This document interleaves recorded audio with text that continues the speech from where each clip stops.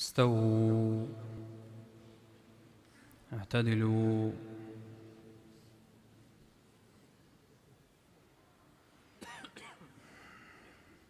الله أكبر.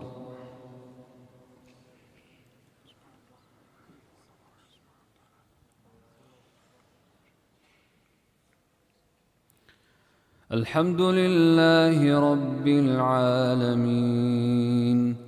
الرحمن الرحيم مالك يوم الدين إياك نعبد وإياك نستعين اهدنا الصراط المستقيم صراط الذين أنعمت عليهم غير المغضوب عليهم ولا الضالين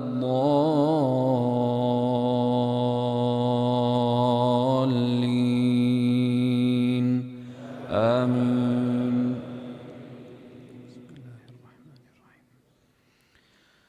الحمد لله الذي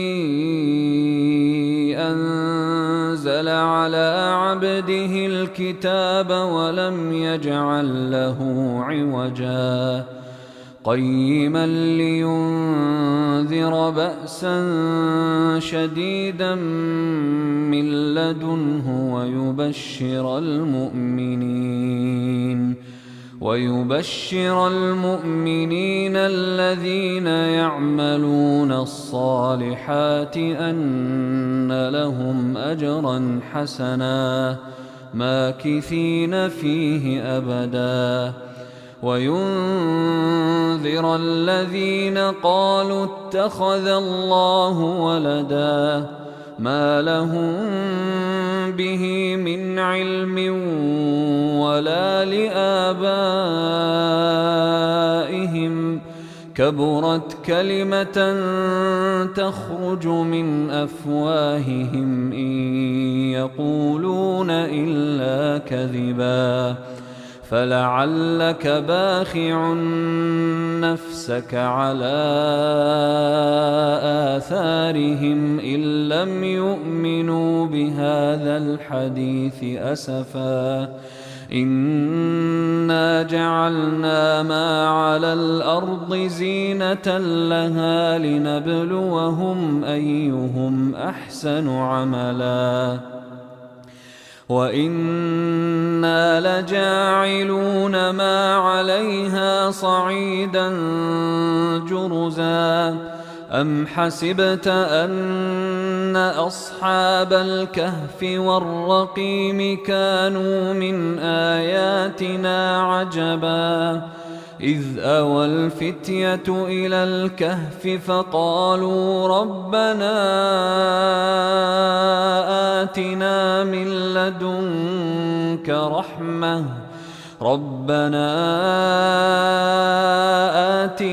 من لدنك رحمة وهيئ لنا من أمرنا رشدا فضربنا على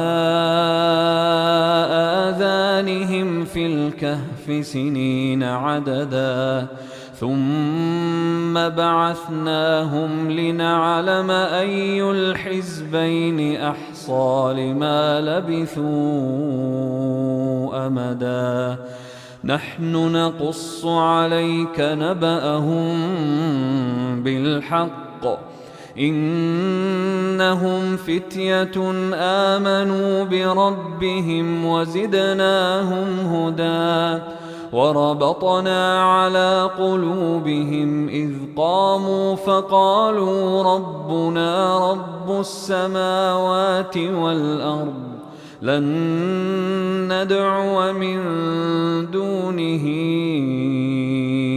إلها لقد قلنا إذا شططا هؤلاء قومنا اتخذوا من دونه آلهة لولا يأتون عليهم بسلطان بين فمن أظلم ممن افترى على الله كذبا وإذ اعتزلتموهم وما يعبدون إلا الله فأووا إلى الكهف ينشر لكم ربكم من رحمته ويهيئ لكم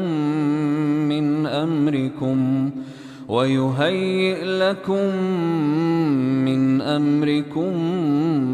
مرفقا وترى الشمس إذا طلعت تزاور عن كهفهم ذات اليمين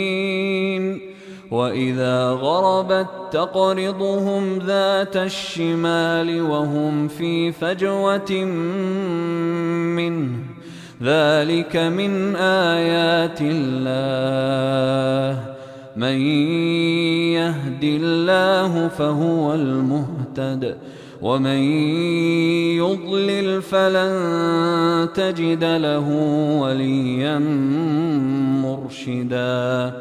وتحسبهم أيقاظا وهم رقود ونقلبهم ذات اليمين وذات الشمال وكلبهم باسط ذراعيه بالوصيد لو اطلعت عليهم لوليت منهم فرارا ولملئت منهم رعبا وكذلك بعثناهم ليتساءلوا بينهم قال قائل منهم كم لبثتم قالوا لبثنا يوما أو بعض يوم قالوا ربكم أعلم بما لبثتم فبعثوا أحدكم بورقكم هذه إلى المدينة فلينظر أيها أزكى طعاما فليأتكم برزق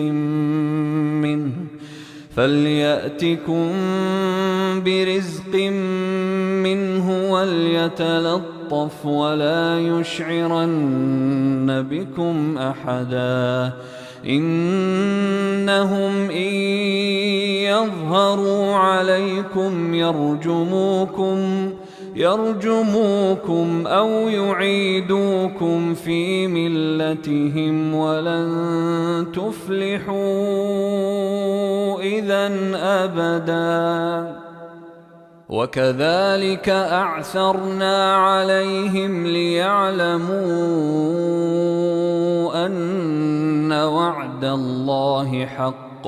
وأن الساعة لا ريب فيها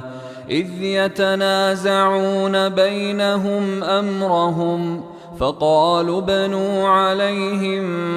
بنيانا ربهم أعلم بهم قال الذين غلبوا على أمرهم لنتخذن عليهم مسجدا سيقولون ثلاثة رابعهم كلبهم ويقولون خمسة سادسهم كلبهم رجما بالغيب ويقولون سبعة وثامنهم كلبهم قل ربي أعلم بعدتهم ما يعلمهم إلا قليل فلا تمار فيهم إلا مراء ظاهرا ولا تستفت فيهم منهم أحدا ولا تقولن لشيء إني فاعل ذلك غدا إلا أن يشاء الله. واذكر ربك إذا نسيت وقل عسى أن يهديني ربي لأقرب من هذا رشدا. ولبثوا في كهفهم 300 سنين وازدادوا 9. قل الله أعلم بما لبثوا له غيب السماوات والأرض أبصر به وأسمع ما لهم من دونه من ولي ولا يشرك في حكمه أحدا. واتل ما أوحي إليك من كتاب ربك لا مبدل لكلماته ولن تجد من دونه ملتحدا. واصبر نفسك مع الذين يدعون ربهم بالغداة والعشي يريدون وجهه ولا تعد عيناك عنهم تريد زينة الحياة الدنيا. ولا تطع من أغفلنا قلبه عن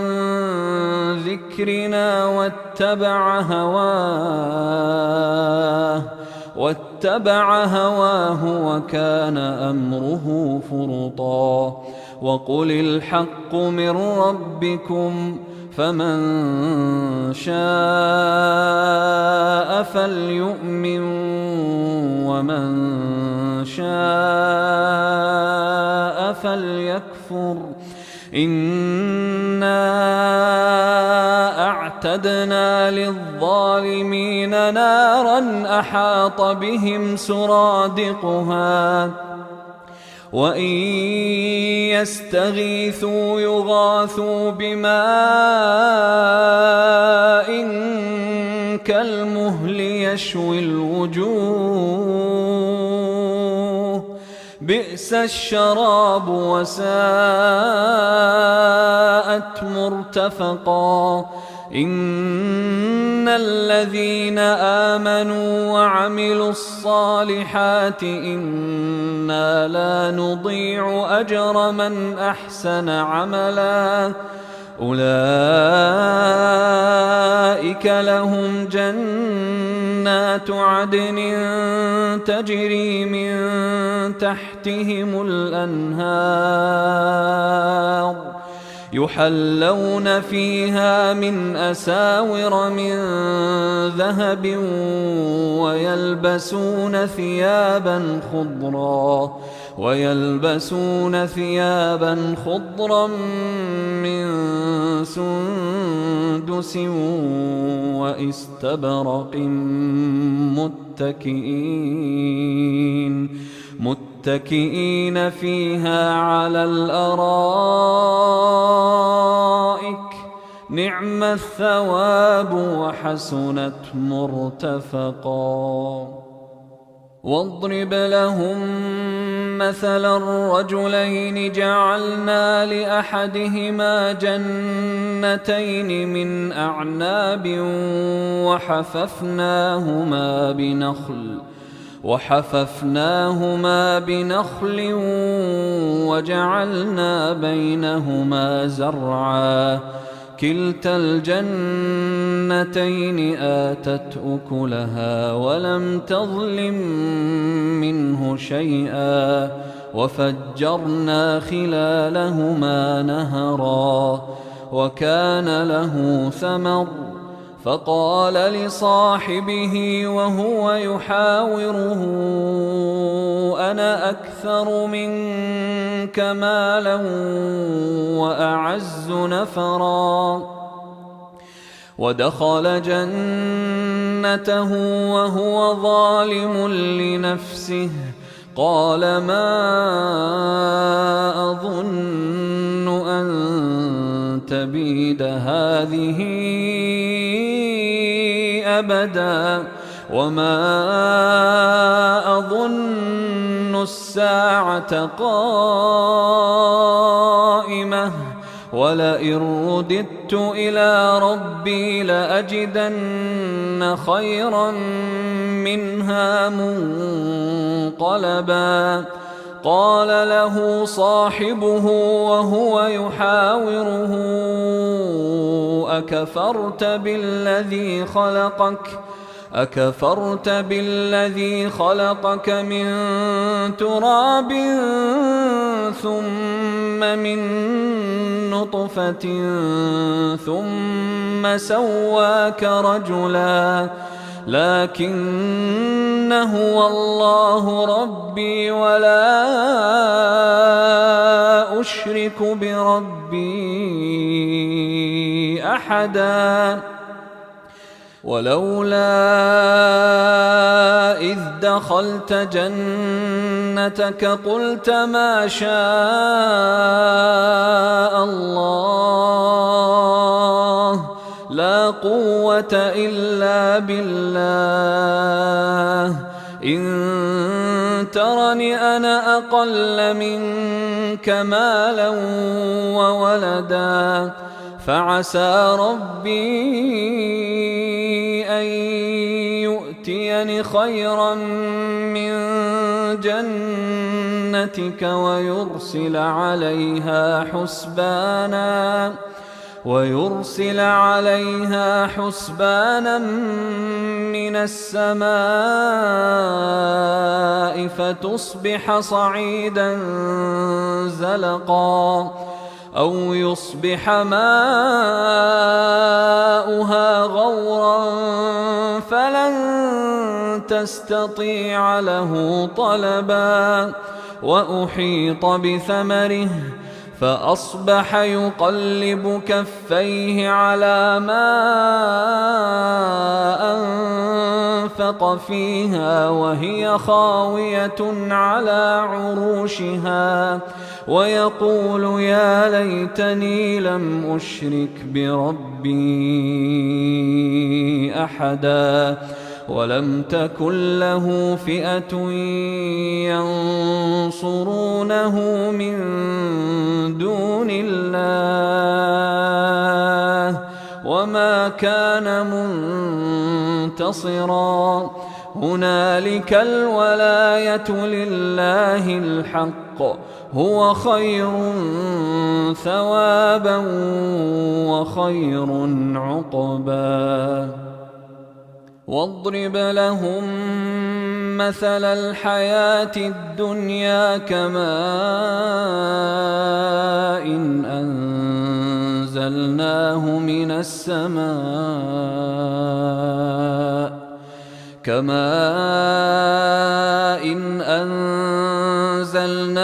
من السماء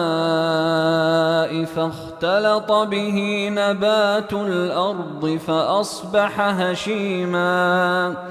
فأصبح هشيما تذروه الرياح وكان الله على كل شيء مقتدرا. المال والبنون زينة الحياة الدنيا والباقيات الصالحات خير عند ربك ثوابا وخير أملا.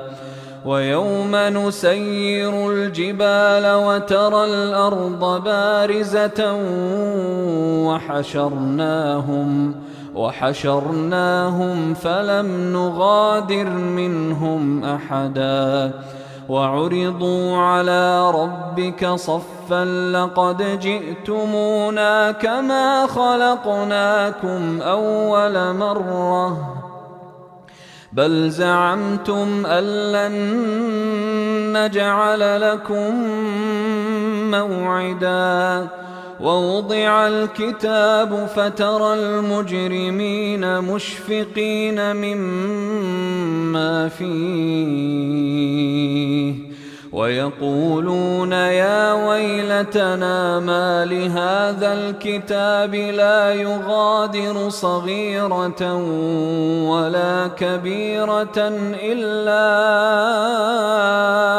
أحصاها ووجدوا ما عملوا حاضرا ولا يظلم ربك أحدا. وإذ قلنا للملائكة اسجدوا لآدم فسجدوا إلا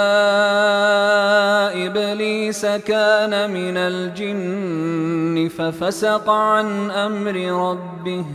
أفتتخذونه وذريته أولياء من دوني وهم لكم عدو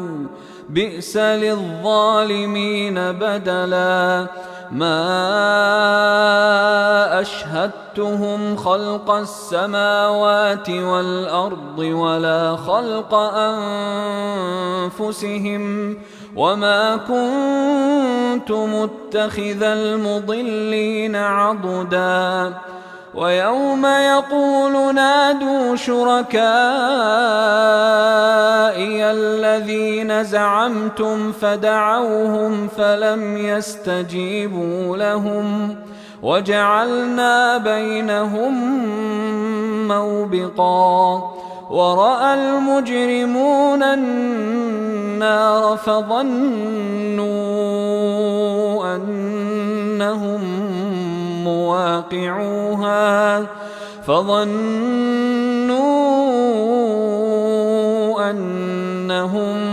مواقعوها ولم يجدوا عنها مصرفا. ولقد صرفنا في هذا القرآن للناس من كل مثل وكان الإنسان أكثر شيء جدلا. وما منع الناس أن يؤمنوا إذ جاءهم الهدى ويستغفروا ربهم إلا أن تأتيهم سنة الأولين أو يأتيهم العذاب قبلا. وما نرسل المرسلين إلا مبشرين ومنذرين ويجادل الذين كفروا بالباطل ليدحضوا به الحق واتخذوا آياتي وما أنذروا هزوا. ومن أظلم ممن ذكر بآيات ربه فأعرض عنها ونسي ما قدمت يداه إنا جعلنا على قلوبهم أكنة أن يفقهوه وفي آذانهم وقرا وإن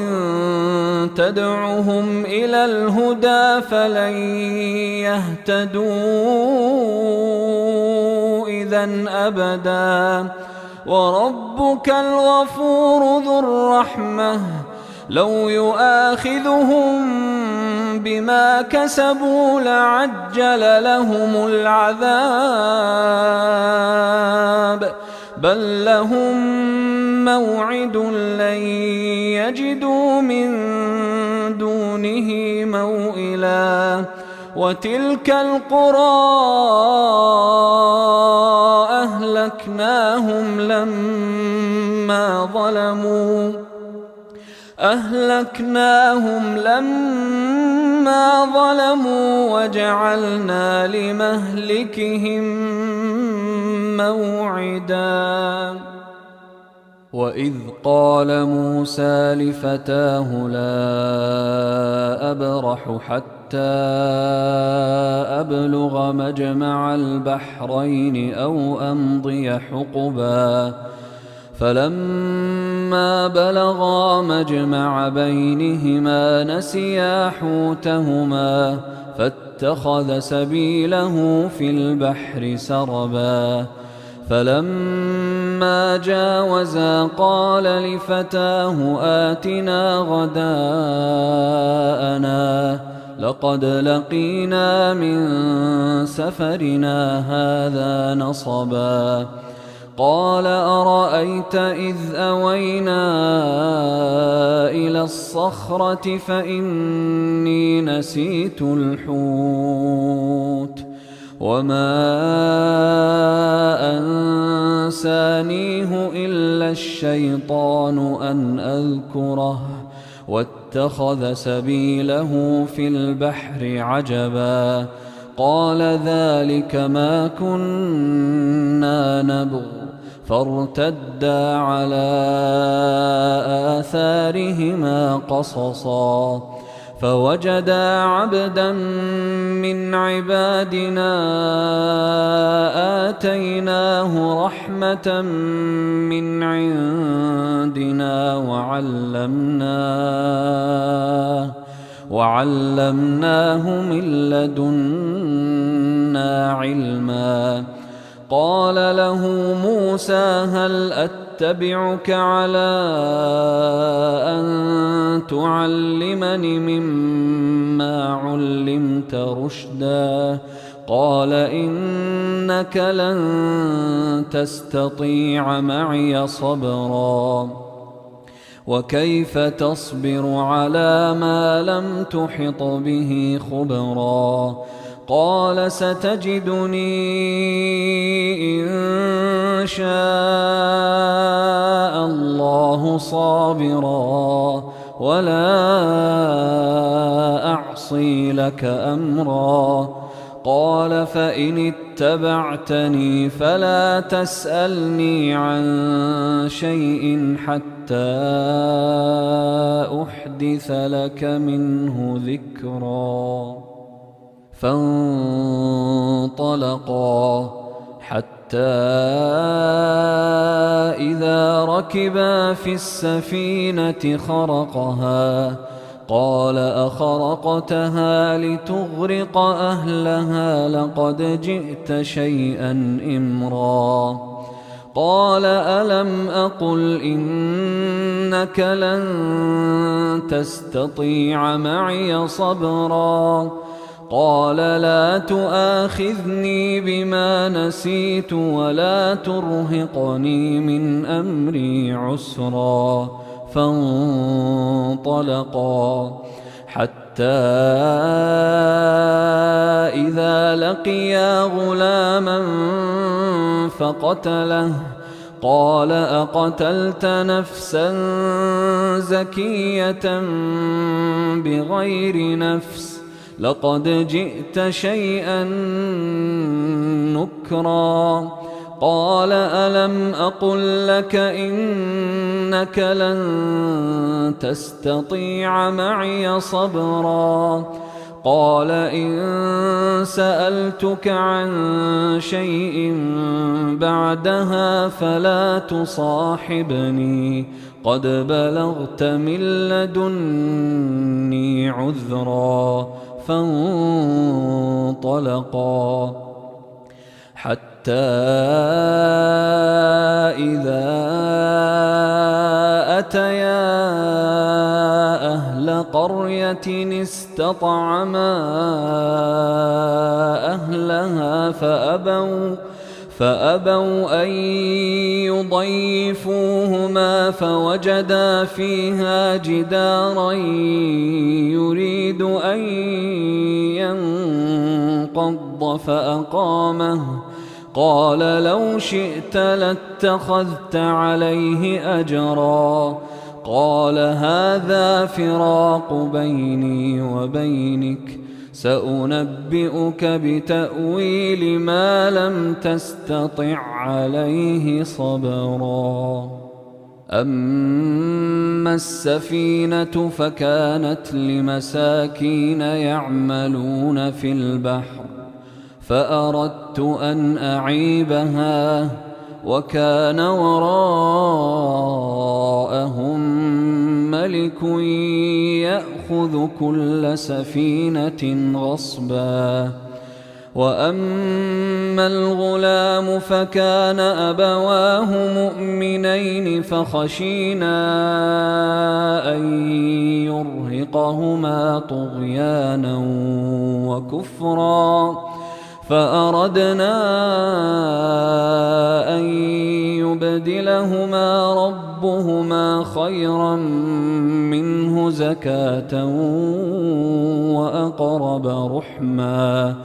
وأما الجدار فكان لغلامين يتيمين في المدينة وكان تحته كنز لهما وكان أبوهما صالحا فأراد ربك أن يبلغا أشدهما ويستخرجا كنزهما رحمة من ربك وما فعلته عن أمري ذلك تأويل ما لم تسطع عليه صبرا ويسألونك عن ذي القرنين قل سأتلو عليكم منه ذكرا إنا مكنا له في الأرض وآتيناه من كل شيء سببا فأتبع سببا حتى إذا بلغ مغرب الشمس وجدها تغرب في عين حمئة ووجد عندها قوما قلنا يا ذا القرنين إما أن تعذب وإما أن تتخذ فيهم حسنا قال أما من ظلم فسوف نعذبه ثم يرد إلى ربه فيعذبه عذابا نكرا وأما من آمن وعمل صالحا فله جزاء الحسنى وسنقول له من أمرنا يسرا ثم أتبع سببا حتى إذا بلغ مطلع الشمس وجدها تطلع على قوم لم نجعل لهم من دونها سترا كذلك وقد أحطنا بما لديه خبرا ثم أتبع سببا حتى إذا بلغ بين السدين وجد من دونهما قوما لا يكادون يفقهون قولا قالوا يا ذا القرنين إن يأجوج ومأجوج مفسدون في الأرض فهل نجعل لك خرجا على أن تجعل بيننا وبينهم سدا قال ما مكني فيه ربي خير فأعينوني بقوة أجعل بينكم وبينهم ردما آتوني زبر الحديد حتى إذا ساوى بين الصدفين قال انفخوا حتى إذا جعله نارا قال آتوني أفرغ عليه قطرا فما استطاعوا أن يظهروه وما استطاعوا له نقبا قال هذا رحمة من ربي فإذا جاء وعد ربي جعله دكاء وكان وعد ربي حقا وتركنا بعضهم يومئذ يموج في بعض ونفخ في الصور فجمعناهم جمعا وعرضنا جهنم يومئذ للكافرين عرضا الذين كانت أعينهم في غطاء عن ذكري وكانوا لا يستطيعون سمعا أفحسب الذين كفروا أن يتخذوا عبادي من دوني أولياء إنا أعتدنا جهنم للكافرين نزلا قل هل ننبئكم بالأخسرين أعمالا الذين ضل سعيهم في الحياة الدنيا وهم يحسبون أنهم يحسنون صنعا أولئك الذين كفروا بآيات ربهم ولقائه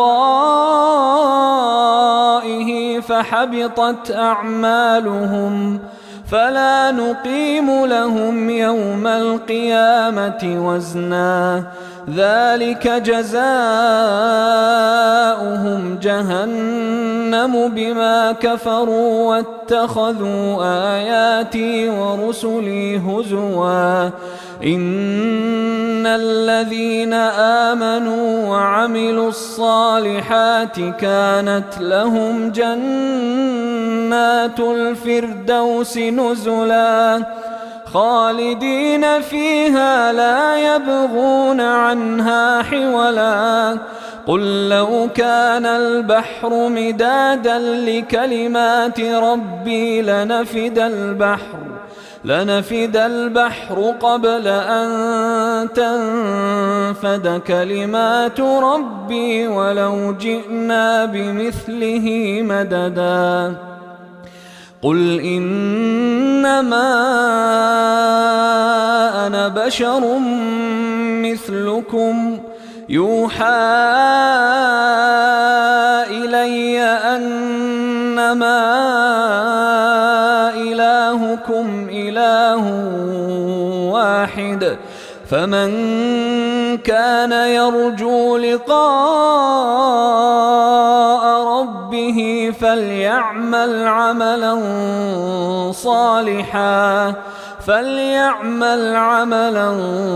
صالحا